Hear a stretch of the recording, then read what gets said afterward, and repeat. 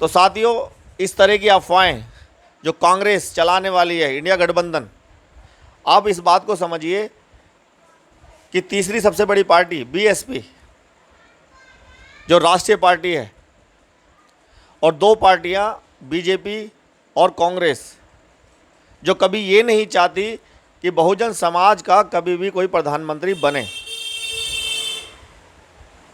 कांग्रेस चाहती है कि बीजेपी आ जाए, बीजेपी चाहती है कांग्रेस आ जाए, लेकिन बहुजन समाज का कोई भी नेता प्रधानमंत्री नहीं बनना चाहिए। दलित समाज का, अनुसूचित जाति का या शेड्यूल ट्राइब का कोई भी प्रधानमंत्री नहीं बनना चाहिए। ये इनकी सोच, इनकी विचारधारा है।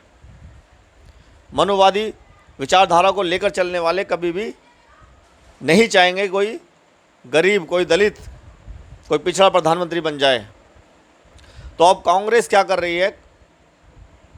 कांग्रेस ये एक एजेंडा चलाने वाली है, और उस एजेंडे में वो इस खबर को चला रही है, बहुत से सोशल मीडिया पे चल भी रहा है, कि बहन जी गठबंधन में शामिल ना हो करके बीजेपी का फ़ायदा करेगी। ये एक एजेंडा कांग्रेस द्वारा चलाया जा रहा है, और ये सच्चाई है कि बीजेपी के साथ कभी भी बहन जी नहीं जा सकती, और कांग्रेस के साथ भी वो नहीं जाएंगी। हाँ, अगर वो प्रधानमंत्री बनाने की दावेदारी रखें कि बहन जी को, मायावती को हम प्रधानमंत्री बनाएंगे, तो वो इंडिया गठबंधन में कांग्रेस के साथ जा सकती है। लेकिन कांग्रेस बीएसपी को कमज़ोर करने के लिए, उनको, उनके लोग जो हैं, जो उनके समर्थक हैं, बहुजन समाज के लोग जो हैं, उनको अपनी तरफ खींचने के लिए और बीएसपी को कमज़ोर करने के लिए ऐसे ऐसे एजेंडे चला रही है, और ये दिखाने की कोशिश कर रही है कि बीएसपी नुकसान करेगी और बीजेपी का फ़ायदा करेगी।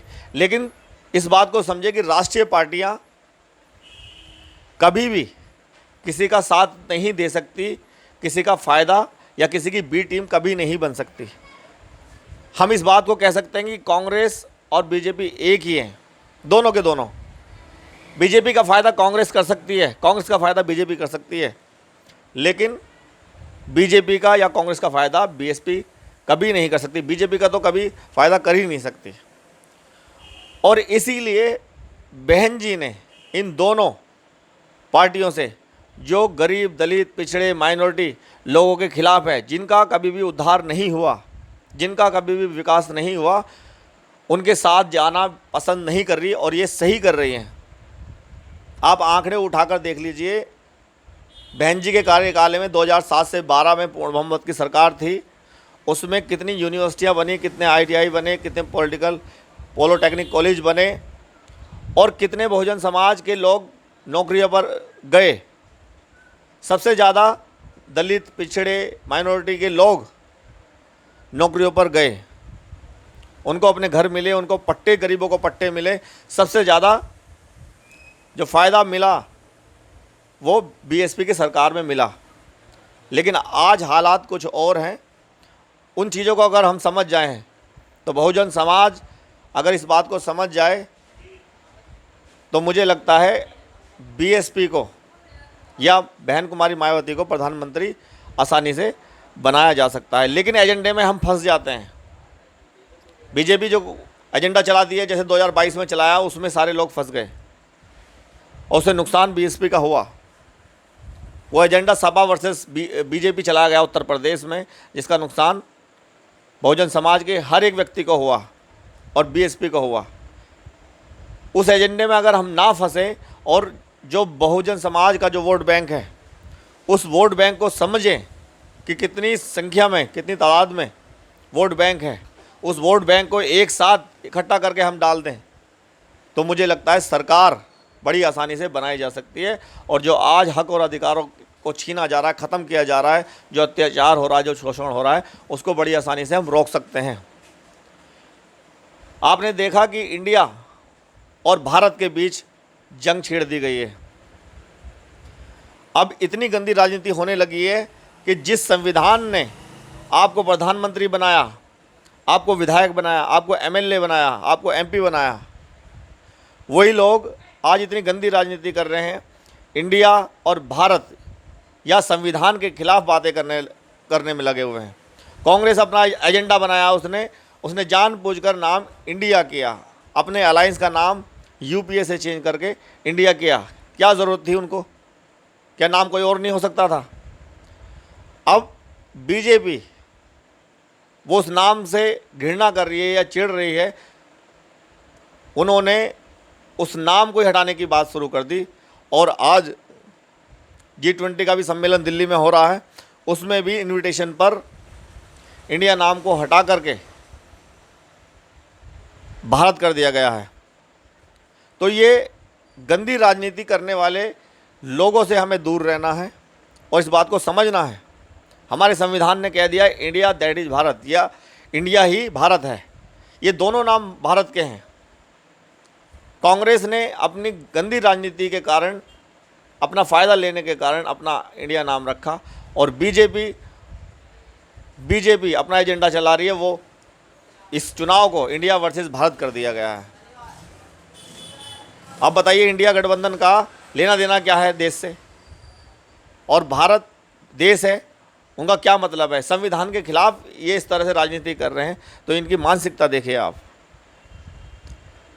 इन्हीं बातों को हमें समझना है।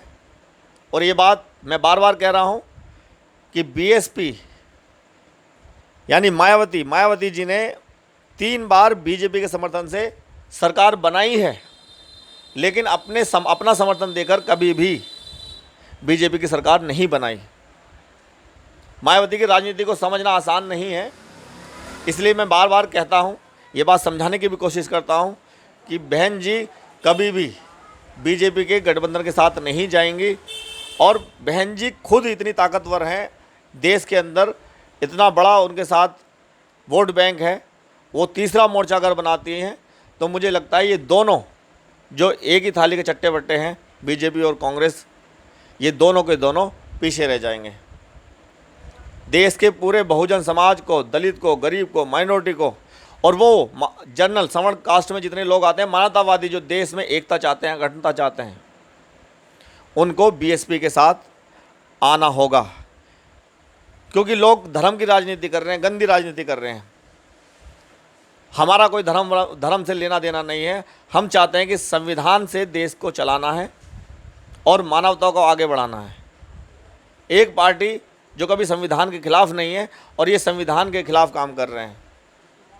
मायावती जी हमेशा संविधान को मानकर उसके दायरे में काम करती हैं, और जो संविधान में दिया गया जो हक अधिकार जो हमें दिए गए हैं, और जो सुविधाएं जो स्कूल, कॉलेज, अस्पताल हमारे संविधान में दिए गए हैं कि कैसे कैसे बनाने हैं, उन पर काम करती है। इसलिए सबसे ज़्यादा college, medical college, ITI college, polytechnical college, ये सारे के सारे बहन जी ने सबसे ज़्यादा अपनी सरकार में किए। आप कार्यकाल उठाकर देख सकते हैं।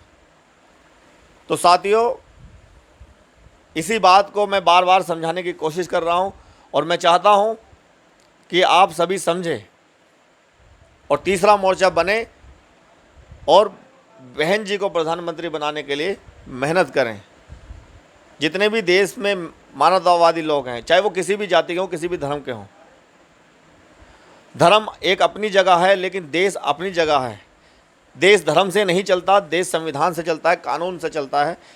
इसीलिए कानून को मानने वालों का साथ देना जरूरी है। बहुत बहुत धन्यवाद। नमस्कार।